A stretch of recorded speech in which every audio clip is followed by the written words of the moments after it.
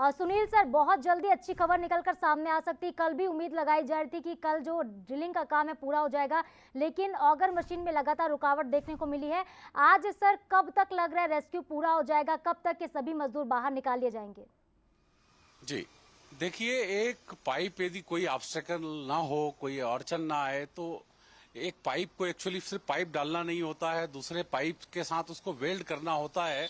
और वेल्ड करने में 2 से 3 घंटे का समय लगता है, क्योंकि इतने भीतर तक जाकर के वेल्ड करना तो सिर्फ पाइप डालने का ही काम नहीं है। लेकिन यदि कोई अड़चन नहीं आती है, इसको दर्शक ऐसे समझे कि यदि कोई छत गिरी है नीचे, तो उसके साथ सरिया गर्डर वगैरह भी नीचे आ गए होंगे।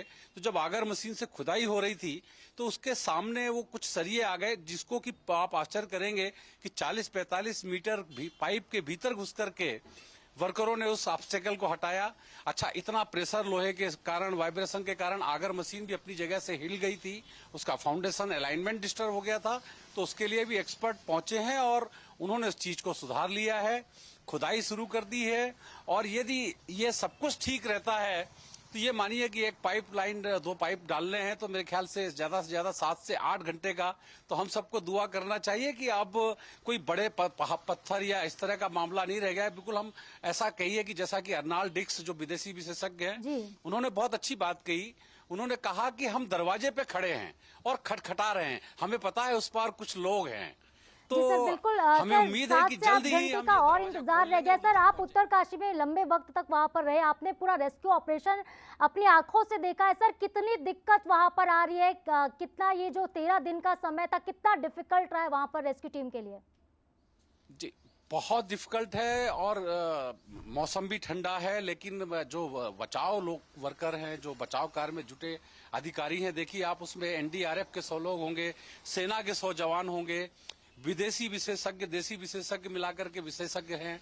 रुड़की से इंजीनियर बुलाए गए हैं, रुड़की इंजीनियरिंग कॉलेज पास में है, ताकि वाइब्रेशन का भी हमें ख्याल रखना है कि ज्यादा वाइब्रेशन यदि होगा तो आगे टनल में और खतरा हो सकता है और स्लाइड हो सकता है।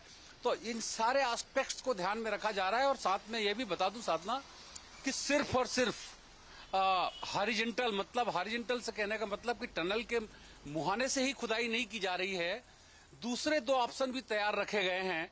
4.5 किलोमीटर दूर जो बड़कोट साइड का जो एंड है, उस एंड से ओएनजीसी और खुदाई जारी है।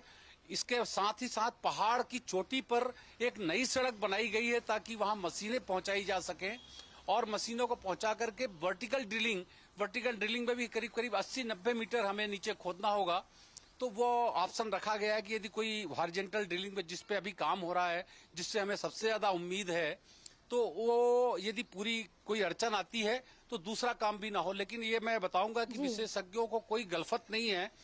जो हॉरिजॉन्टल ड्रिलिंग में हरपाल सिंह जो काम देख रहे हैं मशीन का, वो जोजिला टनल भी बना रहे हैं। और बंसल न्यूज से उन्होंने बहुत लंबी बातचीत की, तो उन्होंने 18 नवंबर को ही हमसे, 19 नवंबर को ही हमसे कहा था कि यदि ये प्लान ए में कम से कम 5 से 7 दिन, यदि वो अनसक्सेस होता है तो फिर दूसरे प्लान पे काम करेंगे, तो 10 दिन और 10 से 12 दिन तक का भी समय लग सकता है। लेकिन सब इस बात को लेकर के कॉन्फिडेंट हैं कि आखिरकार कहीं न कहीं कुछ भी हो, किसी भी रास्ते से पहुंचे, लेकिन ये मजदूर बचेंगे। जी सर, बिल्कुल 2-3 ऑप्शन रखे गए थे, लेकिन जो पहला ऑप्शन था कहीं ना कहीं ये सफल होता नजर आ रहा है। और पूरे देश की निगाहें इस ऑपरेशन पर, सबको इंतजार है वो सुखद खबर जल्द निकलकर सामने आए, सारे मजदूर टनल से बाहर आ जाए। सर, तमाम जानकारी के लिए आपका बहुत बहुत शुक्रिया।